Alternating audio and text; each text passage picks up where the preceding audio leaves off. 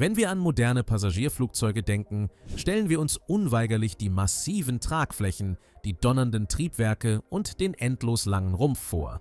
Wir blicken auf die vielen kleinen Fenster und wissen, dass hunderte Menschen und unzählige Tonnen an schwerer Fracht in diesem fliegenden Rohr transportiert werden.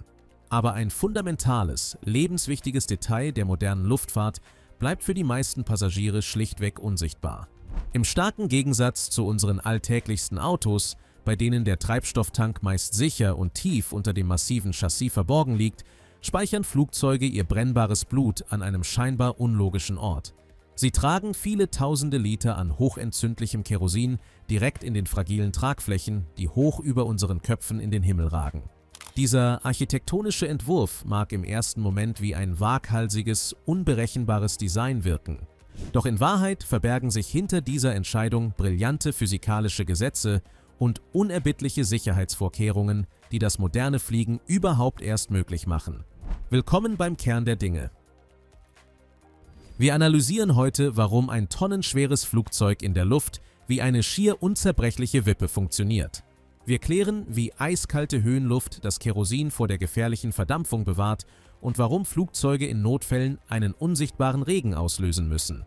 Wenn du die verborgene Ingenieurskunst und die physikalischen Meisterleistungen hinter unseren alltäglichsten Fortbewegungsmitteln verstehen willst, dann abonniere jetzt diesen Kanal. Um diese bewusste Designentscheidung zu begreifen, müssen wir uns zuerst das schiere Volumen an Treibstoff vor Augen führen. Ein modernes Langstreckenflugzeug verschlingt auf einem einzigen Flug über den Ozean unvorstellbare Mengen an hochreinem Kerosin. Eine voll beladene Boeing 747 kann beispielsweise mehr als 215.000 Liter Treibstoff fassen.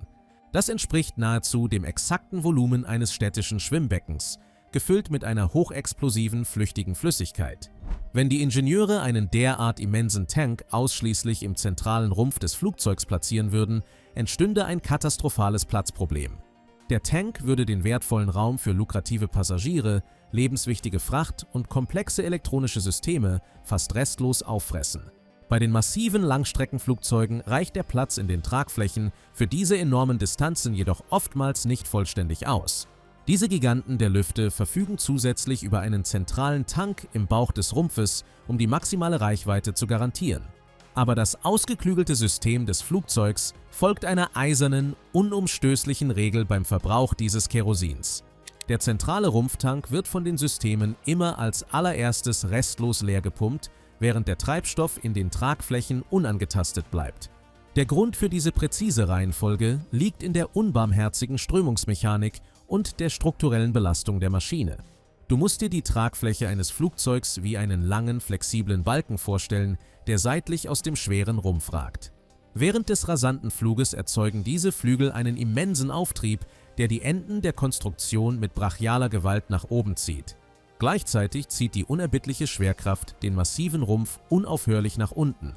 Dieser physikalische Konflikt erzeugt eine beängstigende mechanische Spannung genau an der Wurzel der Tragfläche, wo sie mit dem restlichen Flugzeug verschraubt ist. Das Gewicht des eingelagerten Treibstoffs drückt die Flügel jedoch beständig nach unten und wirkt diesem gewaltigen Auftrieb als perfektes Gegengewicht entgegen. Das flüssige Kerosin fungiert als ein schützender Ballast, der die strukturelle Integrität des Aluminiums stärkt und ein gefährliches Durchbiegen in turbulenten Winden verhindert. Deshalb wird das Kerosin in den Tragflächen bis zum finalen Abschnitt des Fluges aufbewahrt, um diese rettende Biegeentlastung so lange wie möglich aufrechtzuerhalten. Ein Flugzeug muss während seines gesamten Fluges einen hochpräzisen, stabilen Schwerpunkt bewahren, um nicht unkontrolliert abzustürzen. Die breiten Tragflächen verteilen das massive Gewicht des Treibstoffs gleichmäßig und exakt auf der horizontalen Achse der Maschine. Wenn die durstigen Triebwerke das Kerosin verbrennen, schwindet das Gewicht auf beiden Seiten der Maschine völlig symmetrisch. Diese unsichtbare Balance hält den Schwerpunkt des Flugzeugs stoisch an Ort und Stelle und reduziert den mechanischen Stress für die Besatzung im Cockpit maßgeblich. Die Verlagerung in die Flügel löst zudem ein weitaus gefährlicheres thermisches Problem der modernen Luftfahrt. In den Reiseflughöhen von über 10.000 Metern herrscht eine eiskalte, tödliche Umgebungstemperatur von oftmals -50 Grad Celsius.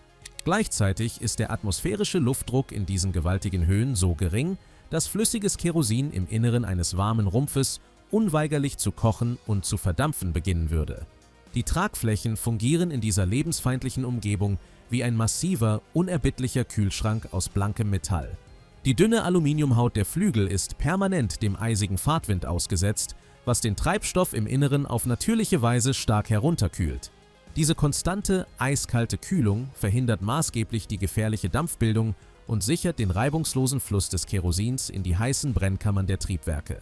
Die Platzierung in den äußeren Flügeln erweist sich besonders in kritischen, unvorhersehbaren Notfällen als ein wahrer Lebensretter. Wenn ein voll beladenes Flugzeug kurz nach dem Start ein technisches Problem bemerkt und sofort wieder landen muss, ist die Maschine oftmals viel zu schwer für das Fahrwerk. Eine Landung mit dem massiven Gewicht des ungenutzten Treibstoffs würde die Reifen zum Platzen bringen und die gesamte Struktur zerschmettern. Um das Gewicht in wenigen Minuten drastisch zu reduzieren, öffnen die Piloten spezielle Notventile, die sich an der äußersten Spitze der Tragflächen befinden. Das Kerosin wird als feiner, unsichtbarer Nebel in die Atmosphäre gesprüht, weit entfernt vom heißen Rumpf und den funkenden Triebwerken. Dieser sichere Treibstoffablass wäre schlichtweg unmöglich, wenn sich die Reservoirs im zentralen Körper der Maschine befänden, wo das Risiko einer Selbstentzündung beispiellos hoch wäre. Natürlich bringt die Lagerung von tausenden Litern einer flüssigen Substanz in einem dünnen, flachen Flügel auch erhebliche technische Herausforderungen mit sich. Wenn das Flugzeug scharfe Kurven fliegt oder in tiefe Luftlöcher absackt, würde das flüssige Kerosin im Inneren unweigerlich unkontrolliert hin und her schwappen. Diese brutale kinetische Energie der schwappenden Masse könnte die Maschine innerhalb von Sekundenbruchteilen aus der Luft reißen. Um dies zu verhindern, sind die Tanks mit unzähligen, durchlöcherten Trennwänden ausgestattet, die man in der Industrie als Schwallbleche bezeichnet.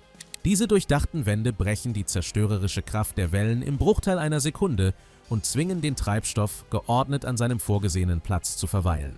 Die Entscheidung, das Blut eines Flugzeugs in seinen ausgebreiteten Armen zu speichern, ist also beileibe kein architektonischer Zufall.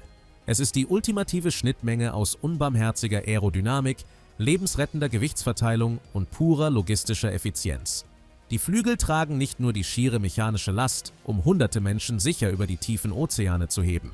Sie bewahren das Flugzeug vor dem strukturellen Zerbrechen, nutzen die eiskalte Luft als natürlichen Schutzschild und fungieren im Ernstfall als sicheres Notventil. Wenn du also das nächste Mal aus dem kleinen Fenster blickst und auf das weite, glänzende Metall starrst, siehst du keine leere Hülle. Du blickst auf einen hochkomplexen, prall gefüllten Tresor aus Energie, der deine Reise in diesem Moment überhaupt erst physikalisch möglich macht.